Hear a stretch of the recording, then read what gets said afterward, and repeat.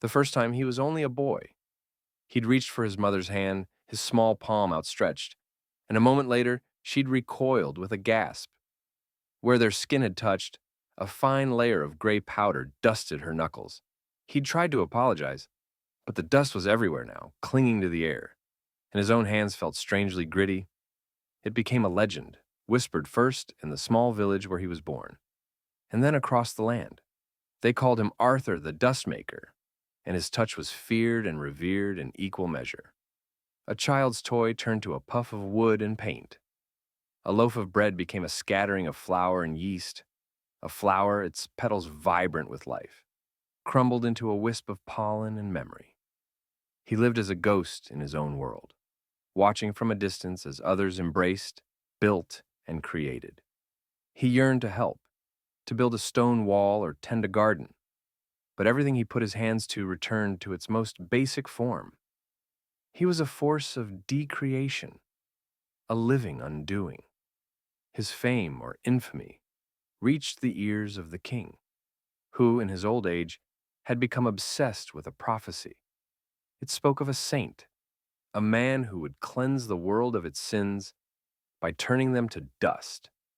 The king, desperate for a way to secure his legacy, sent for Arthur. "Saint Arthur," the king proclaimed, "you are a living miracle. Your touch can purify." Arthur, weary and isolated, wanted to believe him. He wanted to be a saint, not a curse. He agreed to anoint the kingdom's greatest sinners, their crimes to be undone by his touch. He went to a man who had stolen from the poor. Arthur placed his hand on the man's shoulder, and the man's fine silk robes dissolved into threads. But the greed in his eyes remained, and the man began to weep, not for his lost wealth, but for the dust of his life. He went to a woman who had lied to gain power. He laid his hand on her crown, and the gold and jewels turned to a shower of glittering powder. She shrieked, but her deceitful smile was still etched on her lips. He went to a general who had ordered the death of innocents. Arthur touched his armored hand, and the metal rusted and flaked away.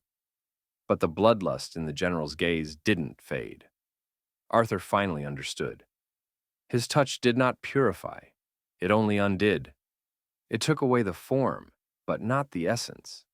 It stripped away the symbol, but left the sin.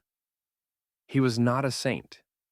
He was a witness to the futility of his own power. He could turn the world to dust, but he could not change the human heart. He turned to the king, who stood on his throne, his face a mask of disappointment. "Your Majesty," Arthur said, his voice a low rumble of defeat, "I cannot purify. I can only unmake." With a slow, deliberate motion, Arthur reached out and placed his hands on the stone throne. The polished rock began to crumble, the dust swirling up in a cloud of ancient history. He then laid his hands on the gilded crown on the king's head. The jewels and gold dissolved, leaving only a few strands of gray hair. He then held his own face,